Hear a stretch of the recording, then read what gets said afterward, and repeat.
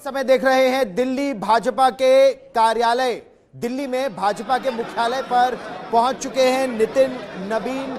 BJP के नए अध्यक्ष के रूप में बड़ी जिम्मेदारी उनको मिली है और जबरदस्त उनका स्वागत, जैसा आप देख सकते हैं पीयूष गोयल ने उनका पहले स्वागत किया और अब वो बीजेपी मुख्यालय में प्रवेश कर रहे हैं। 5 बार के एमएलए, बहुत ही युवा चेहरा है भारतीय जनता पार्टी के, लेकिन अनुभव जबरदस्त है। 5 बार के एमएलए हैं, 2 बार मंत्री रह चुके हैं, तो उनको जो अनुभव है भारतीय जनता पार्टी के मुताबिक वो पार्टी में भी जबरदस्त है और सरकार में भी। 2 बार के मंत्री, 5 बार के एमएलए, छत्तीसगढ़ के प्रभारी हैं और चुनौतियां जो अब उनके सामने हैं, नए कार्यकारी अध्यक्ष भारतीय जनता पार्टी के नितिन नबीन एक नवीन शुरुआत के लिए एक नवीन शुरुआत अब वो करने जा रहे हैं।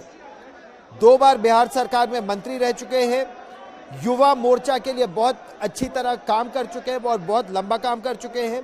भाजपा की माने तो उन्हें एक युवा और बहुत ही प्रभावी चेहरे के रूप में देखा जा रहा है। जो और ये आप तस्वीरें देख रहे हैं, गृह मंत्री अमित शाह और बीजेपी अध्यक्ष जेपी नड्डा अब उस कमरे में प्रवेश कर रहे हैं जहां नए कार्यकारी अध्यक्ष भारतीय जनता पार्टी, उनका नितिन नबीन का स्वागत किया जाएगा।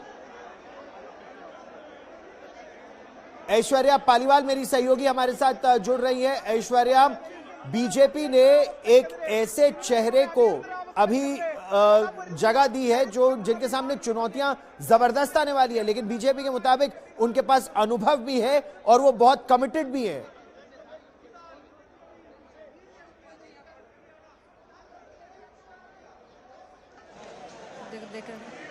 ऐश्वर्या, आप मेरी आवाज सुन पा रही हैं?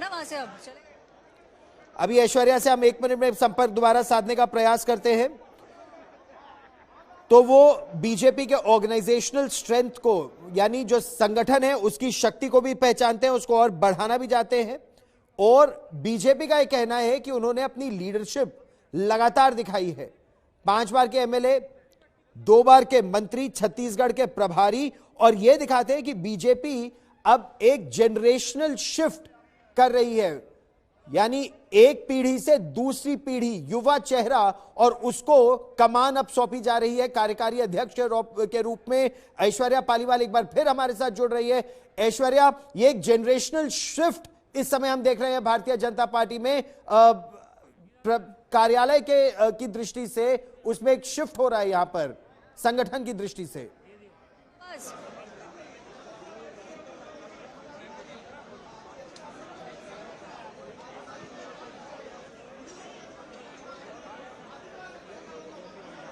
जबरदस्त फूलों की बौछार के साथ फूल उन पर बरसाए जा रहे हैं और इसको बीजेपी ये कह रही है कि आप किसी भी पार्टी को अगर आप देखें तो नेतृत्व की दृष्टि से युवा चेहरा हमारे ही पास है, यानी भारतीय जनता पार्टी के पास है। मल्लिकार्जुन खड़गे कांग्रेस पार्टी के अध्यक्ष, वो 83 वर्ष के हैं।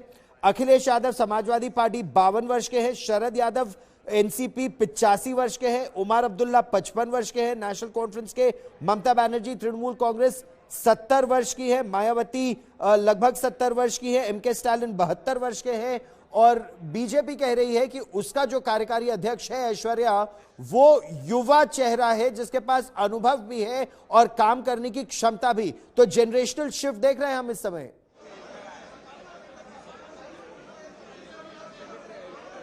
बिल्कुल पूरी तरफ से गौरव, और देखिए यही है जो भारतीय जनता पार्टी को बाकी पार्टियों से अलग बनाता है। भारतीय जनता पार्टी ना सिर्फ अगले साल जो चुनाव आने वाले हैं, 5 बहुत महत्वपूर्ण चुनाव, तमिलनाडु का चुनाव, आसाम का चुनाव, केरला का चुनाव और वेस्ट बंगाल का चुनाव, तो ये सब चुनाव जो है इन पे खासा नजर रखी जाएगी और भारतीय जनता पार्टी का मानना है कि 2021 में वो जीत नहीं पाए थे लेकिन इस बार जीत पाएंगे। 2027 की बात करें तो उत्तर प्रदेश का बड़ा चुनाव है और अगर 2029 की बात करें तो लोकसभा का चुनाव है। तो एक जनरेशनल शिफ्ट हमें नजर आ रहा है। देखिए गौरव, गौरव, जो पहले बातचीत हो रही थी उसमें एक चीज जो थोड़ी थोड़ी सामने आ रही थी वो ये है कि बीजेपी और आरएसएस दोनों ये चाह रहे थे कि 50 साल से कम उम्र जिसकी कम हो उसको जो है ये पोजीशन देनी चाहिए, ताकि नए आइडियाज भी वो इन्फ्यूज करके ला सके। और जिस तरीके से एक आरएसएस और भारतीय जनता पार्टी के बीच में संतुलन बना के चलने की जरूरत है, उन सब चीजों को मद्देनजर रखते हुए ये डिसीजन लिया गया है। एक ऐसा शख्स जो ना सिर्फ चुनाव लड़ता आया हो बहुत लंबे समय से, बट जीतता भी आया हो और जिसको समझ आता हो कि चुनाव जो है वो पूरी मशीनरी जो है वो पूरी प्रक्रिया जो है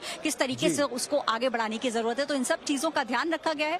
गौरव, एक बात और बता दूं, फ्रॉम द वर्ड गो, शुरू से ही अब जो है काम आपको दिखते लगेगा। और अभी जो नितिन नवीन अंदर गए हैं उनकी मुलाकात होगी, कार्यकर्ताओं से भी वो बातचीत करेंगे और आज से ही काम चालू हो जाएगा। गौरव, क्योंकि चुनौतियां भी इस समय उनके सामने बहुत बड़ी हैं। नितिन नवीन की अगर बात की जाए तो जिस तरह से वो बिहार में काम कर रहे थे, अब उनके सामने चाहे आप पश्चिम बंगाल की बात करें, असम की बात करें या दक्षिण के राज्यों में चुनाव की बात करें, उनके लिए समझना, परखना और पार्टी को जिताना, मतलब लिटरली ही has to hit the ground running जिसे कहा जाता है। पहली बॉल से उन्हें छक्का मारने का प्रयास करना है।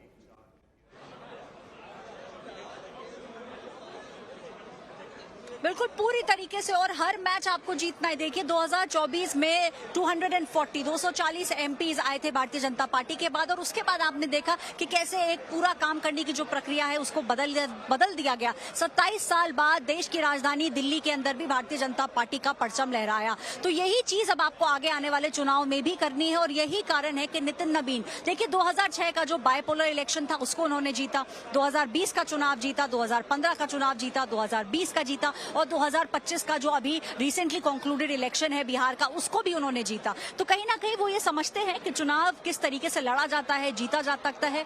और सिर्फ यही नहीं, इनके जो पिताजी हैं वो भी एमएलए रहे हैं। उस समय गौरव, जिस समय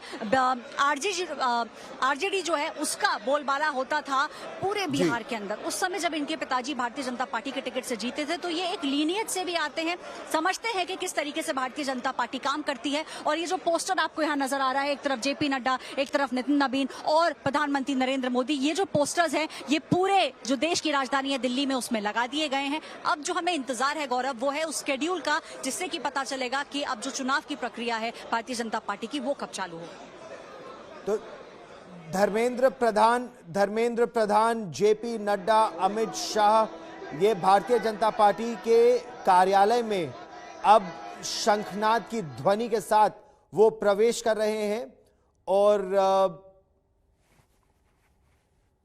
और इनके इतिहास के बारे में अगर मैं आपको बताऊं तो 2006 में ये विधायक बने थे पटना पश्चिम विधानसभा से, उसके बाद 2010 में फिर विधायक बने बांकीपुर विधानसभा से, 2015 विधायक बने बांकीपुर विधानसभा से एक बार फिर, और 2020 में भी बांकीपुर विधानसभा से ये विधायक बने। फिर 2021 में इन्हें पहली बार मंत्री बनाया गया था, पथ निर्माण विभाग इन्हें बिहार सरकार में दिया गया।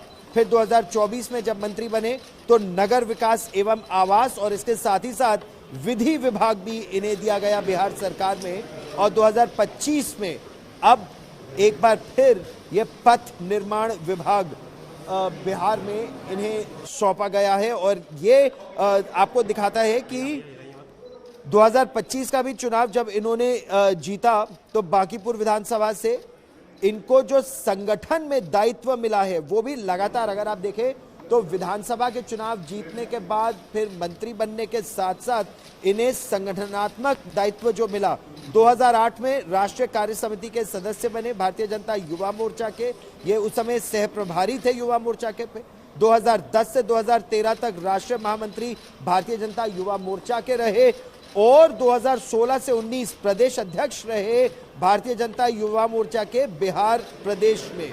फिर 2019 में सिक्किम राज्य में भाजपा के चुनाव प्रभारी, न केवल लोकसभा के बल्कि लोकसभा और विधानसभा दोनों के चुनाव में इन्हें सिक्किम का प्रभार दिया गया। और फिर जून 2019 में सिक्किम राज्य का भाजपा संगठन प्रभारी भी नितिन नवीन को बनाया गया।